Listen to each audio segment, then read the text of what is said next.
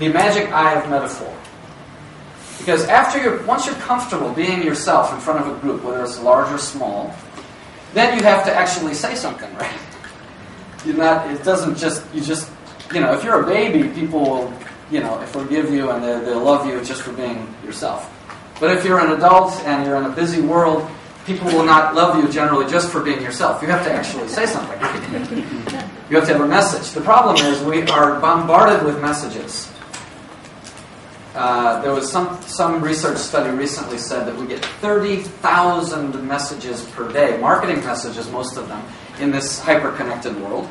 And the problem is the brain cannot absorb those messages. It's more information than many people would have gotten in a full lifetime in the previous generations. So what we do is we shut it out. We just ignore it. And the other thing, this is a little remote device. Do you have one at home for your TV? You switch, you don't even have to get out of your chair. You can just turn it off, change the channel. Well, we've gotten so used to using these things that we do the same thing when we're listening to other people. If it's not interesting, we just change the channel. However, that's rude. So we keep a nice smile and once in a while. And in Japanese, you have a very convenient custom called aizuchi, so you can pretend you're listening. But actually, you're thinking about what you're going to be doing on the weekend.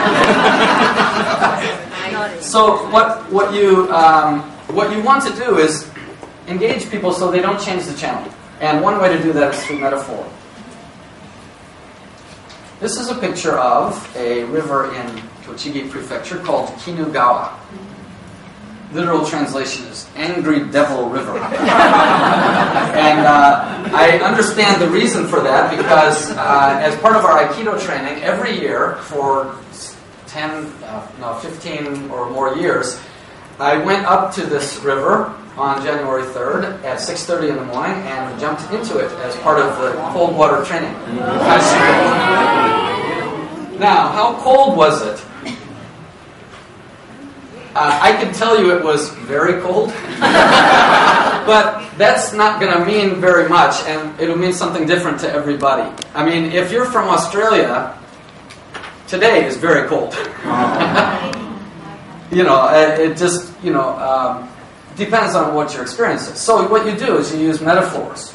I'm going to give you several metaphors that might convey this a little bit better. First of all, the temperature averaged 7 degrees below 0 Celsius. That's how cold it was.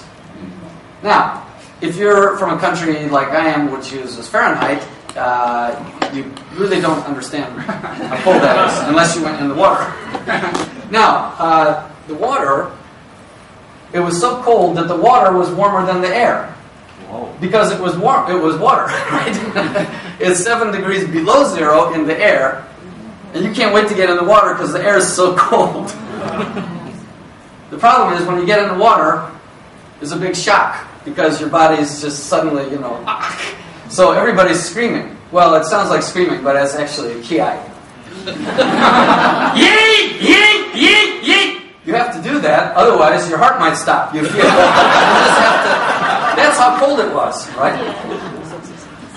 And not only was it that cold, but it was so cold that you can't feel your fingers and your toes, and there's all these rocks on the bottom. So I didn't know this the first time, but you're supposed to wear shoes. But I didn't know that, and so I couldn't feel anything until the next day after I'd been kicking around all these rocks. That's how cold it was. In fact, it was so cold that I didn't even notice that I was standing next to Seibu Lion's Ishige Senshu until the next day when the two of us, that's me in the front and Ishige in the back, were on the front page of the Sankei Sports Shimbun on January 4th. I didn't even know he was next to me. I knew who he was, but that's how cold it was. In fact, it was so cold that when I got out, we wear a hakama and keikogi. We're running to warm ourselves up before we get in the water. Then we take off that and we have a swimming suit on. And we go into the water, and when you come out, well, the swimming suit's wet. So before you change back into your Aikido uniform, you have to take off your swimming suit. Well, Now I think they have tents and things, but they didn't have any tents, so there was you're just out there, but you didn't really care because you just wanted to get back in the warm clothes.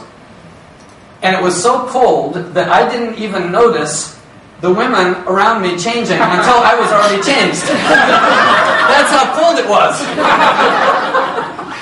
Anyway, what I just did was gave you a series of metaphors that make it a little bit easier to relate to. You probably feel like you were there. And even more, you probably feel like you're never going to go there. Okay? Anyway, that's a lot better than saying it was very cold.